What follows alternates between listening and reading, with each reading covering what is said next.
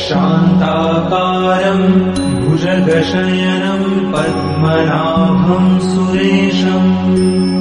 विश्वाधारं गगनसदृशं मेघवर्णं शुभांगं लक्ष्मीकान्तं कमलनयनं योगिभिर्ध्यानगम्यं वन्दे विष्णुं भवभयहरं सर्वलोकैकनाथम्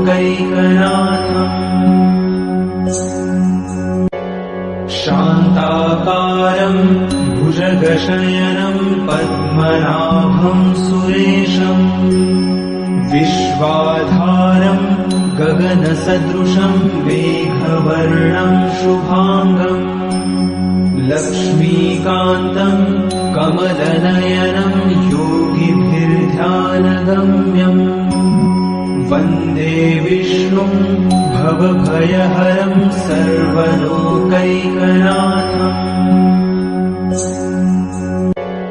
शान्ताकारं भुजगशयनं पद्मनाभं सुरेशं विश्वाधारं गगनसदृशं मेघवर्णं शुभांगं लक्ष्मीकान्तं कमलनयनं योगिभिर्ध्यानगम्यं वन्दे विष्णुं भवभयहरं सर्वलोकैकनाथम्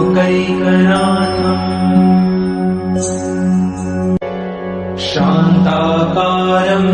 भुजगशयनं पद्मनाभं सुरेशं विश्वाधारं गगनसदृशं मेघवर्णं शुभांगं लक्ष्मीकान्तं कमलनयनं योगिभिर्ध्यानगम्यं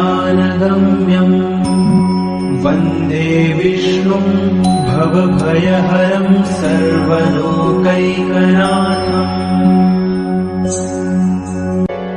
शान्ताकारं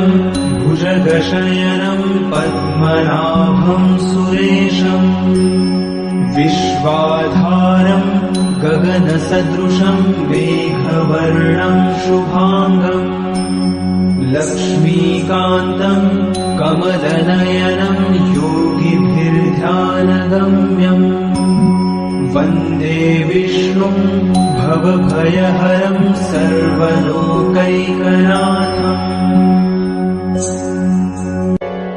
शान्ताकारं भुजगशयनं पद्मनाभं सुरेशं विश्वाधारं गगनसदृशं मेघवर्णं शुभांगं लक्ष्मीकान्तं कमलनयनं योगिभिर्ध्यानगम्यं वन्दे विष्णुं भवभयहरं सर्वलोकैकनाथम्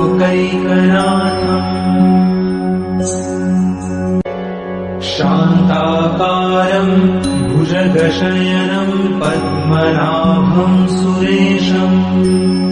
विश्वाधारं गगनसदृशं मेघवर्णं शुभांगं लक्ष्मीकान्तं कमलनयनं योगिभिर्ध्यानगम्यं वन्दे विष्णुं भवभयहरं सर्वलोकैकनाथम्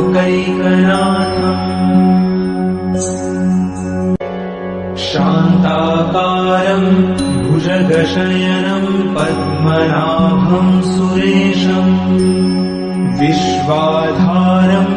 गगनसदृशं मेघवर्णं शुभांगं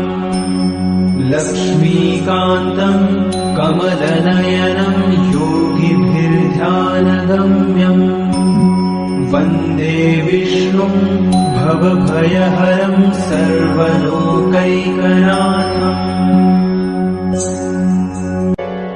शान्ताकारं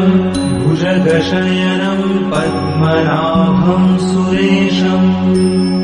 विश्वाधारं गगनसदृशं मेघवर्णं शुभांगं लक्ष्मीकान्तं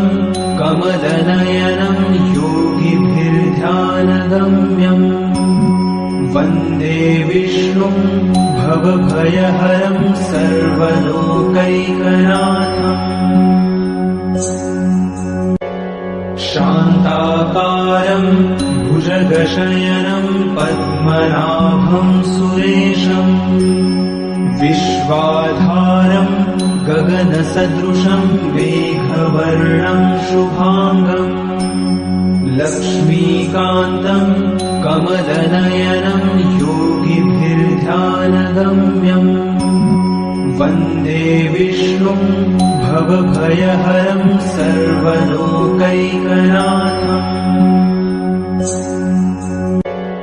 शान्ताकारं भुजगशयनं पद्मनाभं सुरेशम् विश्वाधारं गगनसदृशं मेघवर्णं शुभाङ्गम् लक्ष्मीकान्तं कमलनयनं योगिभिर्ध्यानगम्यम् वन्दे विष्णुं भवभयहरं सर्वलोकैकनाथम्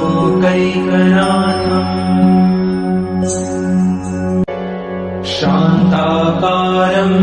भुजगशयनं पद्मनाभं सुरेशम् विश्वाधारं गगनसदृशं मेघवर्णं शुभाङ्गम् लक्ष्मीकान्तं कमलनयनं योगिभिर्ध्यानगम्यम् वन्दे विष्णुं भवभयहरं सर्वलोकैकनाथम्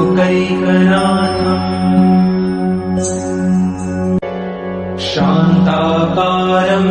भुजगशयनं पद्मनाभं सुरेशम् विश्वाधारं गगनसदृशं मेघवर्णं शुभाङ्गम् लक्ष्मीकान्तं कमलनयनं योगिभिर्ध्यानगम्यम् वन्दे विष्णुं भवभयहरं सर्वलोकैकनाथम्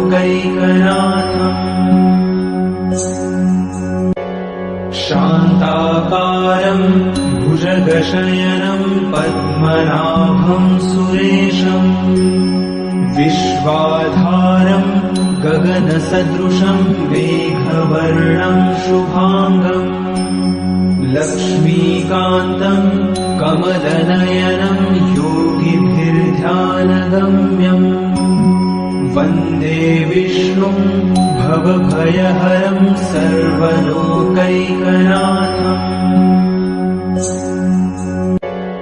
शान्ताकारं भुजगशयनं पद्मनाभं सुरेशम्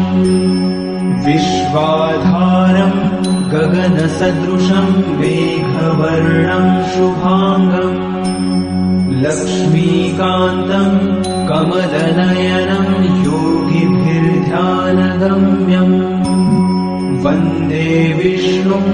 भवभयहरं सर्वलोकैकनाथम्